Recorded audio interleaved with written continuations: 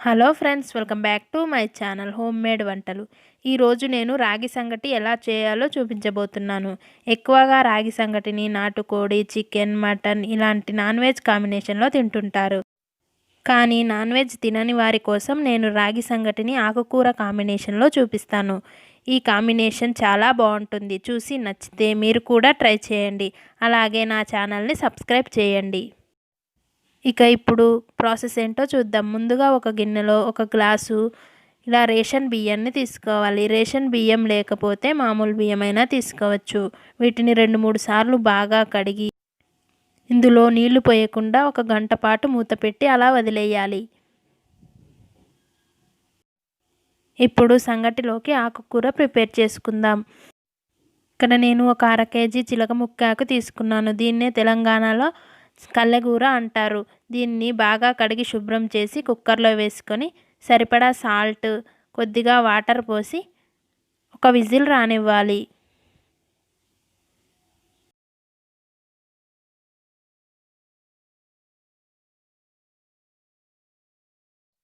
ఇది ఉడికేలోపు మరొక స్టవ్ మీద మనం ఎండుమిర్చిని వేయించుకుందాం.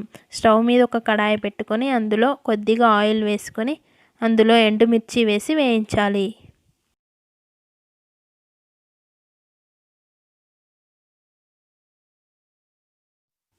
ఇలా ఎండుమిర్చిని వేయించుకున్న తర్వాత ఇప్పుడు వీటిని ఒక ప్లేట్లోకి తీసుకోవాలి. తర్వాత అదే కడాయిని స్టవ్ మీద పెట్టి ఇందులో ఒక కప్పు పుచ్చగింజలు వేయాలి. పుచ్చగింజలు లేకపోతే స్కిప్ చేయండి. ఇవి వేసి చిటపటలాడే వరకు వేయించుకోవాలి.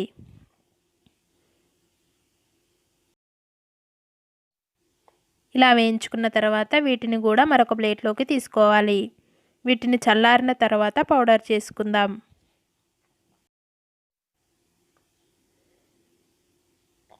ఇప్పుడు ఉడికిన ఆకుకూరని ఒక చిల్లుల గిన్నెలో తీసుకొని వడపోసుకోవాలి. దీన్ని కూడా కాసేపు చల్లారనివ్వాలి. తర్వాత మనం ముందుగా వేయించుకున్న పుచ్చగింజలు, ఎండుమిర్చిని మిక్సీ జార్లోకి తీసుకొని కొద్దిగా సాల్ట్ వేసి గ్రైండ్ చేసుకోవాలి.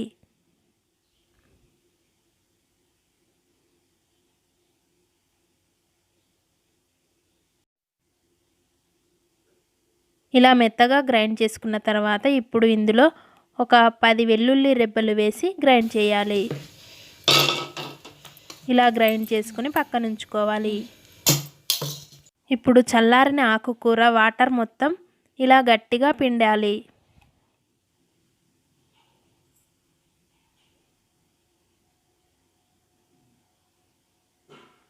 ఇలా అంతా పిండుకొని ఒక ప్లేట్లోకి తీసుకోవాలి. ఇప్పుడు స్టవ్ మీద ఒక కడాయి పెట్టుకొని అందులో 2 టేబుల్ స్పూన్స్ ఆయిల్ వేయాలి. ఆయిల్ హీట్ అయ్యాక అందులో 1 టేబుల్ స్పూన్ పోపు దినుసులు, ఒక 5-6 వెల్లుల్లి రెబ్బలు వేయాలి. ఇవి కాస్త వేగిన తర్వాత ఇందులో ఎండుమిర్చి, కరివేపాకు వేసి వేగనివ్వాలి. తర్వాత మనం ముందుగా గ్రైండ్ చేసుకున్న ఈ కారాన్ని ఇందులో సరిపడా వేసుకోవాలి. ఈ కారం ఆయిల్లో కాస్త మగ్గిన తర్వాత ఇప్పుడు మనం ముందుగా ప్రిపేర్ చేసుకున్న ఆకుకూరని ఇందులో విడివిడిగా ఇలా వేసుకోవాలి. ఇలా వేసుకున్న తర్వాత ఇప్పుడు దీన్ని బాగా కలపాలి. ఇప్పుడు ఒకసారి ఉప్పు సరిపోయిందో లేదో చెక్ చేసుకుని సరిపోకపోతే మరి కాస్త వేసుకొని మిక్స్ చేసుకోవాలి. అంతే, సంగటిలోకి ఆకుకూర రెడీ అయిపోయింది. ఇక ఇప్పుడు సంగటి ఎలా ప్రిపేర్ చేయాలో చూద్దాం. మనం ముందుగా కడిగి పెట్టుకున్న బియ్యం ఇలా ఆరిపోయి ఉంటాయి. ఇప్పుడు వీటిని తీసుకొని మిక్సీ జార్లో వేసి బరకగా గ్రైండ్ చేసుకోవాలి.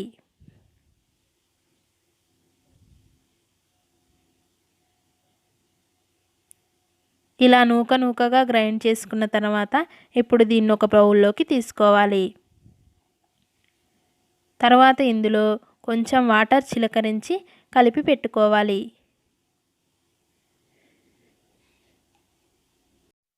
ఇలా కలిపి పెట్టడం వల్ల ఇది ఆరిపోకుండా ఉంటుంది. అలాగే మనం ఎసట్లో వేసినప్పుడు ఉండలు కట్టకుండా ఉంటుంది. ఇప్పుడు ఒక గిన్నె తీసుకొని అందులో మనం ఏ గ్లాస్తో అయితే బియ్యం తీసుకున్నామో అదే గ్లాస్తో 6 గ్లాసుల వాటర్ని పోసుకోవాలి.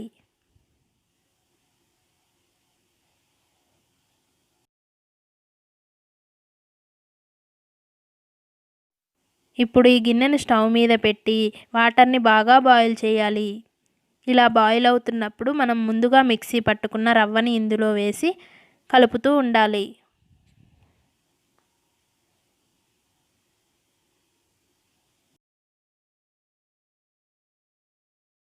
ఇలా మధ్య మధ్యలో కలుపుకుంటూ ఉడికించుకోవాలి.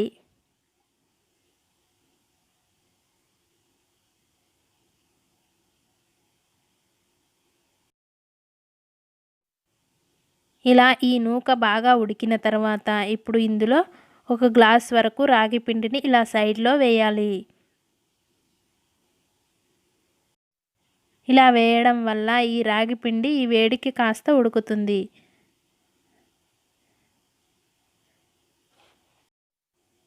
ఇలా 5 నుంచి 10 నిమిషాలు ఉడికించుకున్న తర్వాత ఇప్పుడు దీన్ని స్టవ్ ఆఫ్ చేసి పక్కకు దించి ఒక కర్రతో కానీ లేదా ఒక గరిటెతో కానీ ఇలా ఎనుపుకోవాలి.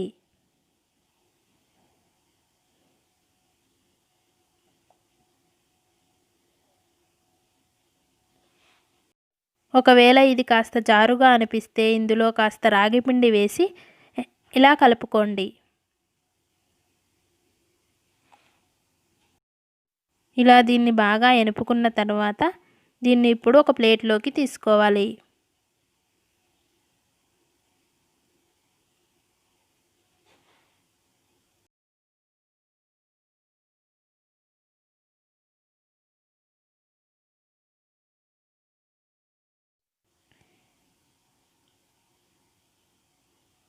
ఇలా ప్లేట్లోకి తీసుకున్న తర్వాత ఇప్పుడు మనం ముందుగా ప్రిపేర్ చేసుకున్న ఆకుకూర, పచ్చిమిరపకాయ పచ్చడితో ఈ రాగి సంగటిని కలిపి తింటే చాలా టేస్టీగా ఉంటుంది. చూసారు కదా ఫ్రెండ్స్, ఈ వీడియో నచ్చితే లైక్ చేయండి, షేర్ చేయండి. అలాగే ఇలాంటి మరిన్ని రెసిపీస్ కోసం నా ఛానల్ని సబ్స్క్రైబ్ చేయడం మాత్రం మర్చిపోకండి. Thank you for watching in this video.